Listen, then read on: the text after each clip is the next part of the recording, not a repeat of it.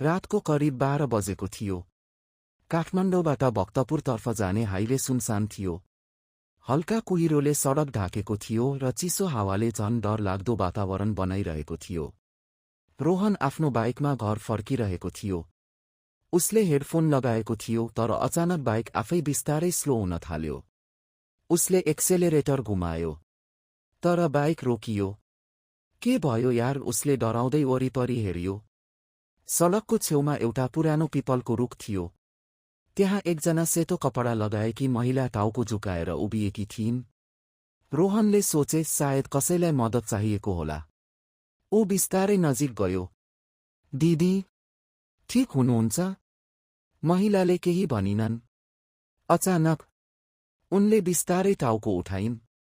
उनको आँखा पुरै कालो थियो र अनुहार रगतले भरिएको। रोहनको शरीर काँप्न थाल्यो। त्यही बेला महिलाले एकदमै डरलाग्दो स्वरमा भनिन्, मलाई घर पुर्याइदेऊ। रोहन डरले बाइक स्टार्ट गर्न खोज्न थाल्यो तर बाइक स्टार्ट भएन। महिला बिस्तारै उसको नजिक आउन थालिन्।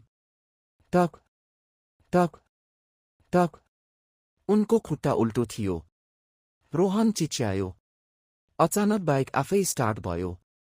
ऊ तीव्र गतिमा भाग्न थाल्यो तर रियर भ्यू मिररमा उसले जे देख्यो त्यसले उसको सास रोकियो।